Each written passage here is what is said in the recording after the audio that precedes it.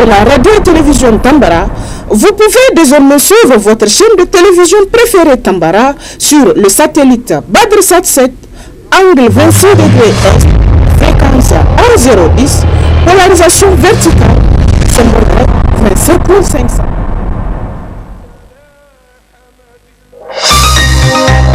Suivez le journal avec STM Transport Voyageurs, une nouvelle façon de voyager.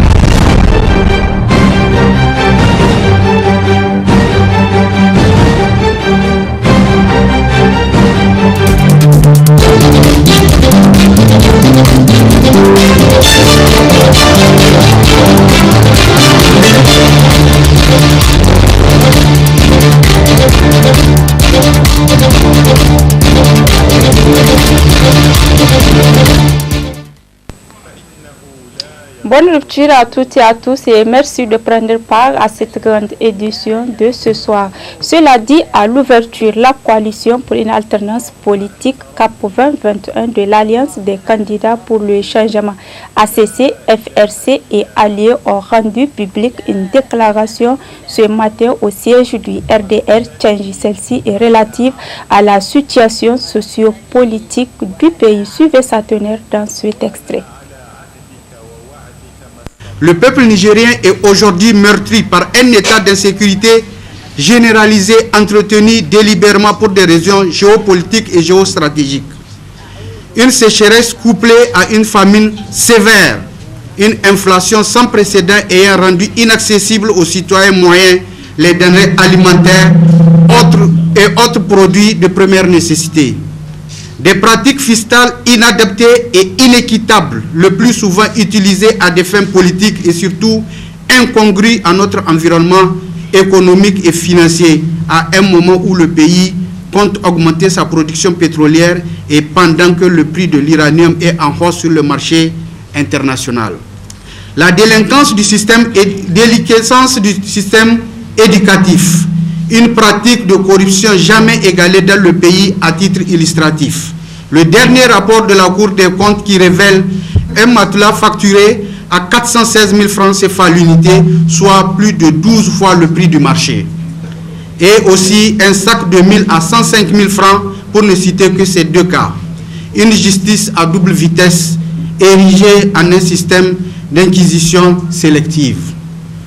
Comme si tous ces tares ne suffisent pas pour fragiliser les citoyens, les usurpateurs passent à la vitesse supérieure malgré les multiples avertissements érigés lancés par les forces vives de la nation sur cette énième violation de notre loi fondamentale par les représentants du peuple à l'Assemblée nationale. D'où le vendredi 22 avril 2022 qui restera à jamais gravé dans la mémoire collective des Nigériens comme une date fatidique consacrant le retour aux années d'aveuglement et d'occupation. Nous osons espérer que nos partenaires, considérés comme des modèles démocratiques et résolument attachés au respect des droits humains, s'abstiendront à engager les troupes dans une aventure périlleuse, au risque d'accentuer ces sentiments anti-français qui a déjà atteint un stade inquiétant auprès des populations africaines et locales. Nigériennes, Nigériens, chers compatriotes, comme nous l'avons précédemment annoncé, il y a des limites à ne pas franchir. En réponse à la modification de l'axe 1 de la déclaration de politique générale par les députés qui viennent entériner l'exécution de ce projet funeste et méprisant à l'égard du peuple nigérien, nous n'avons qu'une option de lutte, la résistance citoyenne permanente. Ainsi, la coalition appelle d'ores et déjà toutes les organisations légalement reconnues au Niger à se prononcer ouvertement pour exiger des usurpateurs le retrait pur et simple de toutes les forces militaires illégalement installées sur notre territoire national. Ces militants sympathisants et tous les patriotes sincères à s'opposer par tous les moyens légaux avec des actions salvatrices à la hauteur de la forfaiture engagée qui braderait ce qui reste de notre souveraineté nationale chèrement acquise de haute lutte et les sacrifices des dignes fils de la nation. En prélude à la commémoration des événements tragiques de Chicago, marquant ainsi la 136e célébration de la fête du travail fêtée chaque 1er mai de l'année. Relativement à cela, notre reporter Zainabou Kagara a fait le tour ce matin de certaines centrales syndicales pour faire le point des préparatifs de cette fête. Suivez. Il y a une forte probabilité pour que le 1er mai coïncide aussi avec la fin du mois béni de Ramadan, c'est-à-dire que la fête, n'est-ce pas, de l'Aïd el-Fitr risque aussi d'être célébrée le 1er mai 2022. C'est pour cette raison que nous nous sommes concertés avec les autres centrales syndicales et nous nous sommes accordés sur le fait que nous allons ce soir au traditionnel défilé, que nous ne pouvons pas aujourd'hui appeler les travailleurs à faire le défilé si le 1er mai coïncide avec la fête, n'est-ce pas, de Ramadan, ce n'est pas possible. Mais nous nous sommes dit, même si c'est la veille, pour des pères de famille, des mères de famille qui sont en train de se préparer, de s'activer pour, n'est-ce pas, célébrer la fin du mois de Ramadan, on ne peut pas aussi leur demander de venir faire la fête, n'est-ce pas, du travail, faire le défilé. Donc c'est pour toute raison que nous avons décidé de sursoir à ce traditionnel défilé. Et nous avons rencontré le ministre du Travail avec lequel nous avons d'abord porté cette information qu'il n'y aura pas de défilé à l'échelle nationale. Et aussi notre souhait de voir la remise des cahiers de doléances s'effectuer avant le 1er mai, puisque la forte probabilité c'est que les deux fêtes soient le 1er. Donc nous sommes dit que le 30 avril, samedi 30 avril, nous allons en cas remettre les doléances au ministre du Travail. C'est la chose qu'il a déjà acceptée. Ils sont en train de prendre les dispositions pour que la cérémonie puisse se dérouler dans de très bonnes conditions le 30. Au niveau des centrales que nous représentons au sein de l'ITN, les 4 centrales représentatives, nous nous sommes dit que nous n'allons pas quand même, malgré tout, laisser la journée, en tout cas, sans activité. Et c'est pour cette raison que nous avons décidé de faire une grande rencontre à l'Académie des arts martiaux le 1er mai, dimanche 1er mai, de l'après-midi à 15h, où nous souhaitons voir en tout cas la forte mobilisation des travailleurs nigériens à l'Académie des arts martiaux, pour que ça puisse être une tribune pour nous, d'abord de livrer les messages des centrales syndicales, mais deuxièmement que cela puisse nous permettre d'échanger avec les travailleurs sur plusieurs thématiques, notamment la question, n'est-ce pas, de la mutuelle de santé des agents de l'État, une mutuelle qui a été installée, ça fait déjà quelques mois, mais qui n'est pas du tout fonctionnelle à la date d'aujourd'hui. Nous avons aussi le niveau d'avancement des négociations entre les centrales syndicales et le gouvernement, qui doit être aussi porté à la connaissance des travailleurs, mais aussi échanger un peu sur la convention collective interprofessionnelle qui a été signée entre les employeurs et les travailleurs il y a quelques jours de cela. La thématique que nous avions choisie était une thématique qui est en phase avec les actualités du moment. C'est l'ATN, une synergie d'action dans la perspective économique mondiale. Vous savez, avec la guerre qui se passe aujourd'hui entre l'Ukraine et la Russie, après avoir signé la paix, il y aura un bouleversement économique mondial. Et c'est dans ce cadre que nous avions choisi cette thématique. Ça va nous permettre de lancer un appel pressant à l'ensemble du pays du monde entier, partout là où la guerre s'efface, pour que la population et les citoyens se retrouvent autour d'une table de négociation afin de trouver une solution à l'amiable, ce qui va permettre aux travailleurs de vivre dignement et décemment. Poursuivons à présent avec la cérémonie de vernissage d'un nouveau livre, Vision de la politique africaine par la jeunesse. C'était le mercredi 27 avril 2022 au CCFN Jean Rouch de Niamey. Détail dans cette édition avec Ibrahima Abdelkader et Kantama Ibrahim. Le Centre culturel franco-nigérien Jean Rouch de Niamey a servi de cadre au vernissage de cet ouvrage intitulé « Vision de la politique africaine par la jeunesse » de ce jeune écrivain Abdoulaye Idrissa D. James, étudiant en Master 2 en biologie. Parents, amis et connaissances ont tous répondu présents à cet instant solennel de cet écrivain et beaucoup, après le bien exposé fait sur l'ouvrage, ont profité soit pour apporter leur contribution ou poser des questions par rapport au livre. Un résumé de l'ouvrage nous a été fait par l'écrivain en personne à la fin de la cérémonie de vernissage. L'ouvrage traite en tout cas de plusieurs questions politiques et il apporte un nouveau regard sur la scène politique et ça permet également aux jeunes de s'imprégner peut-être de cette politique pour peut-être mieux la faire et vraiment avoir un engagement solide pour le développement de notre pays. Actuellement, il n'est pas disponible partout au Niger, mais il est disponible ici à Niamey. Et on peut l'avoir ici à Niamey. C'est paru au niveau des éditions Baudelaire de Lyon en novembre 2020. Vision de la politique africaine par la jeunesse, un livre qui coûte 6 000 francs CFA seulement, un bouquin à lire absolument.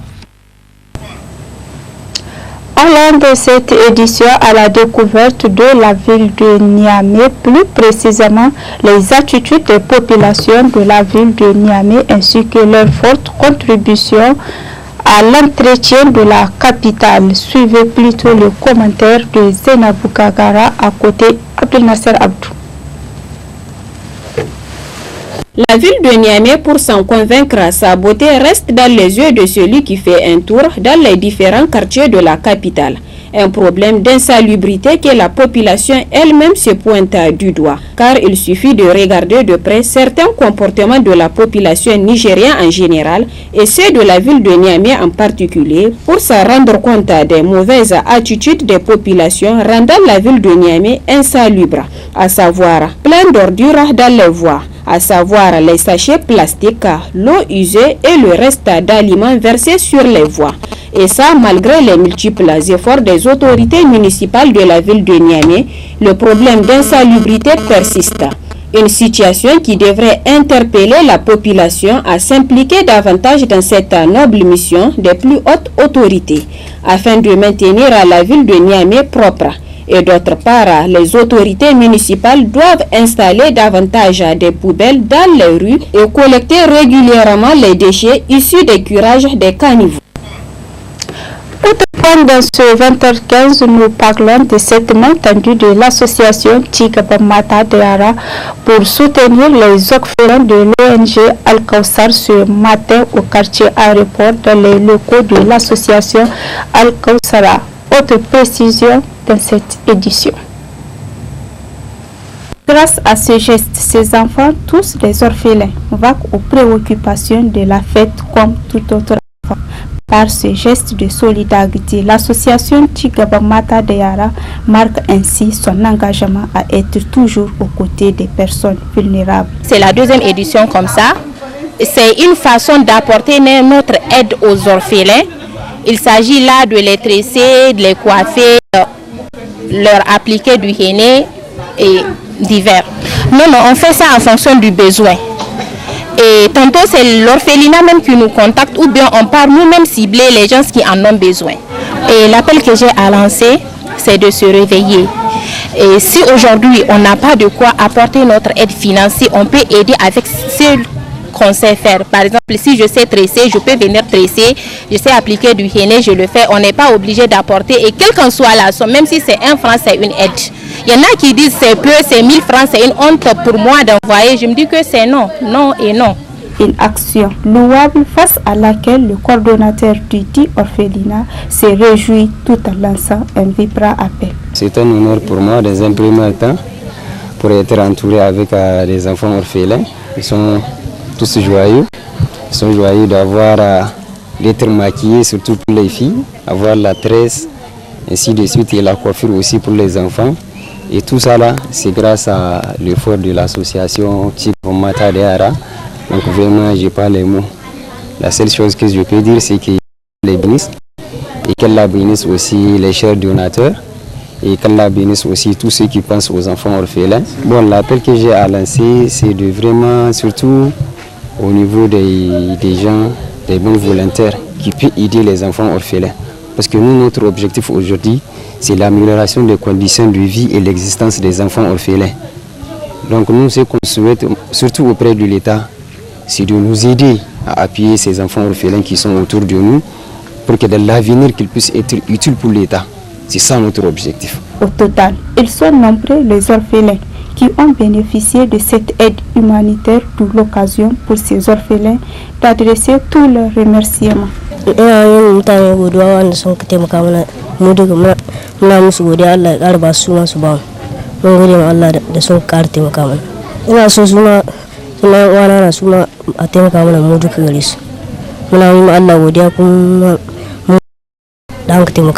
Na gode ma Allah da aka kawo wa'angan mutanen da suka muna kitso.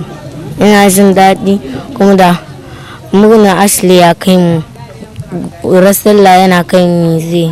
Selon l'association, ces gestes est renouvelable à chaque fois que le besoin s'impose.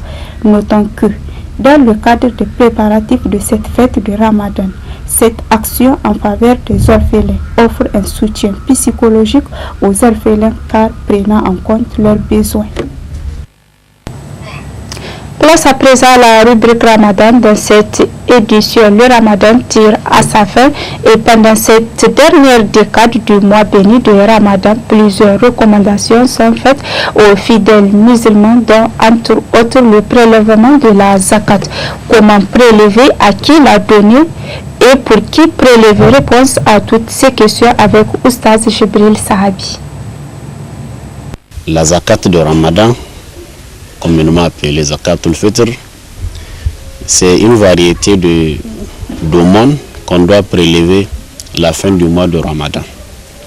Il y a le hadith célèbre d'Abdullah ibn Abbas où le messager sallallahu alayhi wa sallam a rendu obligatoire le fait de prélever la Zakatul Fitr pour tout musulman.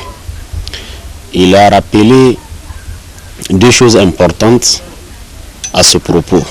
D'abord, ça purifie le jeûne du jeûneur.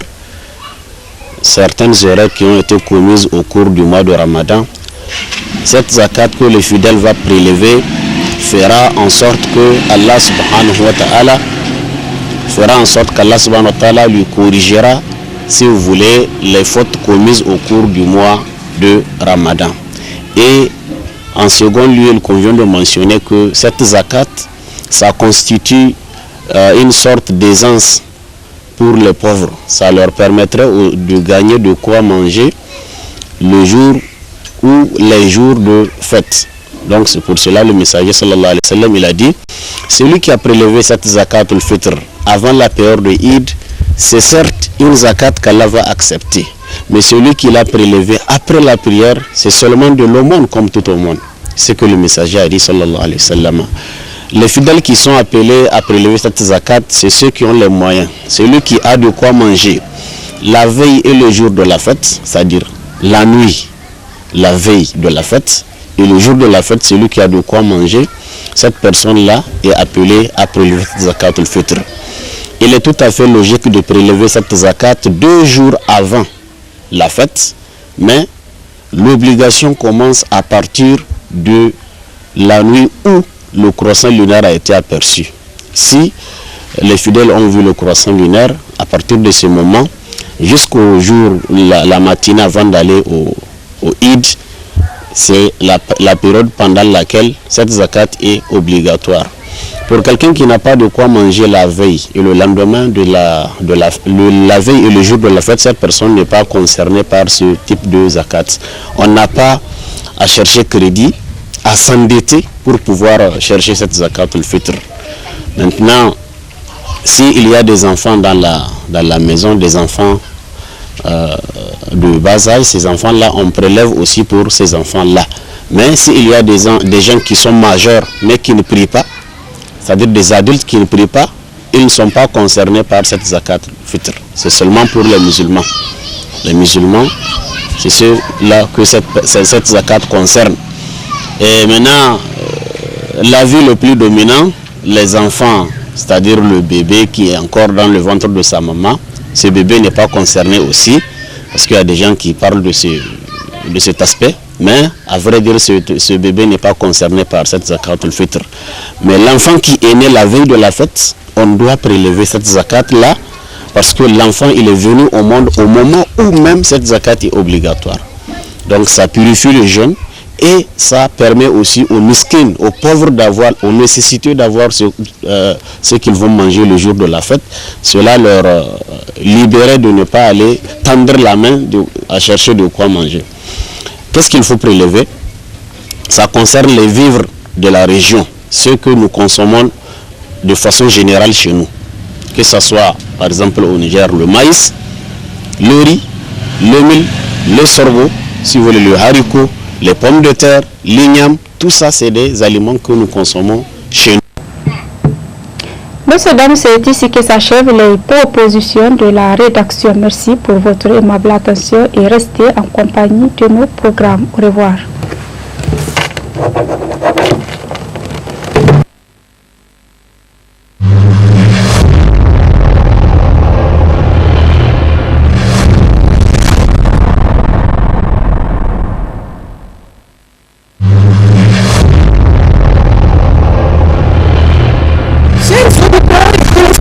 De la radio et télévision Tambara, vous pouvez désormais suivre votre chaîne de télévision préférée Tambara sur le satellite Badrsat 7, angle 26 degrés Est, fréquence 1010, polarisation verticale, symbole 27500.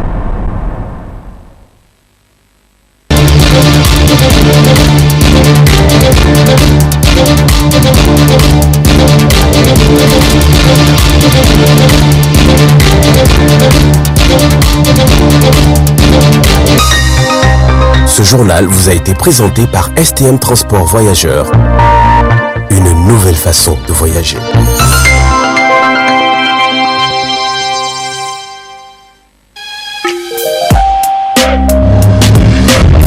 Pour vos annonces publiques,